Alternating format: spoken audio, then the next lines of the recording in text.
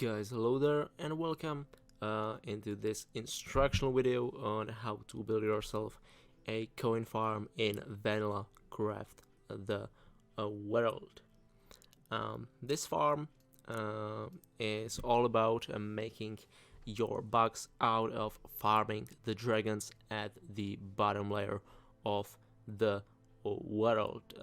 At first, this whole farm might look a little overwhelming, but in reality it is really simple. As I have already mentioned, you will be farming dragons here who spawn down here at the bottom layer.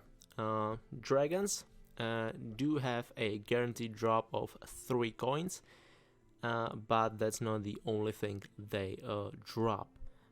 They also drop meat, bones, iron axes, steel swords, leather armor, steel armor, silver armor, and lastly, a mithril helmet.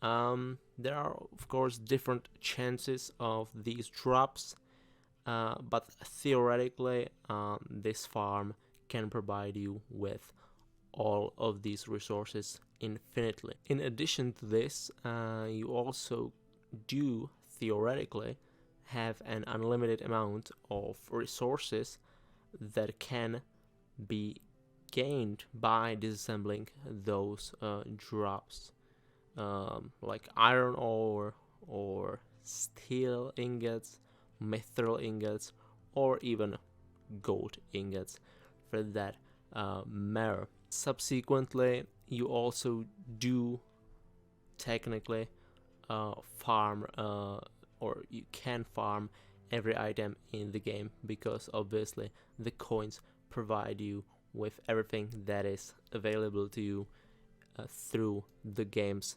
shop. So this way you can gain all the mana accessories, you can gain all the heroes, or even blocks that are not accessible for you in the particular world, like these steel blocks or these steel ladders. The whole farm works on a premise that you build as close to the bottom layer of the world as you can.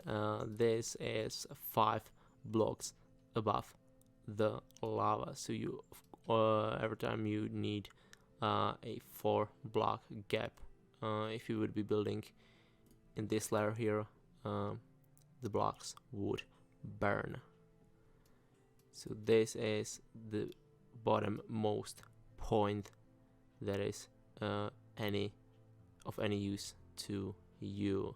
Up above it, you do need 2 blocks high of space, because the full-sized dragons can't actually, or at least didn't seem to actually go through a tunnel that was 1 block tall for me. The small dragons can go through a 1 tall gap, but yeah, the bigger ones might have a problem with that, so it's important you keep those 2 blocks in here. 1 block wide is fine enough for every dragon to pass through. The second layer here is 3 blocks tall, as you have your tier 3 Tesla towers in here, which do the actual killing.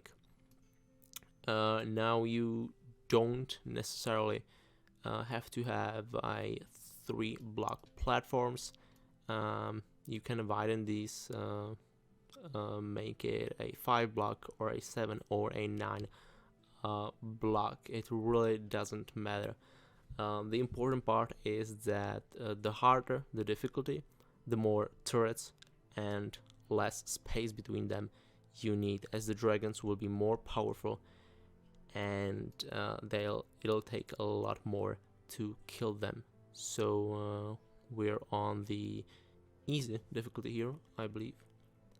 Yes, so we probably don't need a turret every 3 blocks. We could do just as well with a 9 block space in between, and we'd also save a lot of materials on these towers, because building of this can get pretty pricey. So yeah, on the easier difficulties you can definitely make the gap larger. The important part in building this is that you want your platforms to be placed in such a way that any drops will fall onto another platform on the lower level. Because if these gaps would be lined up, you do have a chance of losing all those drops.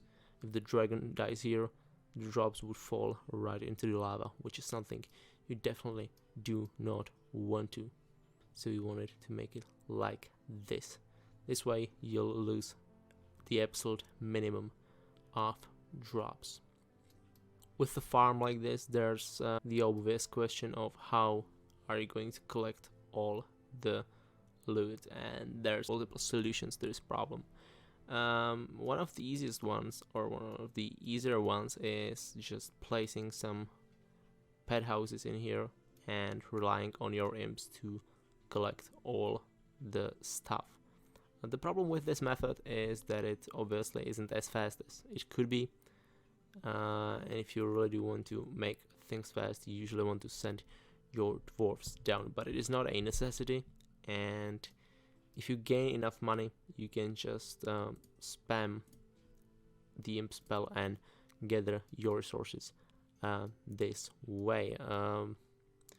So yeah, apart from the Tesla towers and the platforms built in such a way, you need none of those. All of this can be made out of dirt, and you most definitely don't need all these fancy leather slides. None of this really matters. The only important part, as I said, are the Teslas and the platforms arranged in this way. You also do not need the stockpile here. This is just for my convenience, and if you really wanted, you could block off the farm completely and just let it all up to the imps. As you can see, I do have an open space here, but it is definitely not a necessity. I can't tell you how much gold per hour, let's say, this farm actually produces, but I'd say that it is quite a decent amount, considering that once it's built, it's pretty much automatic and you can just let it run in the background without a care in the world. So I think that this is all for the showcase of my farm here. As I already mentioned, there's obviously a lot more ways to design this, but I believe that this one is pretty effective in what it does.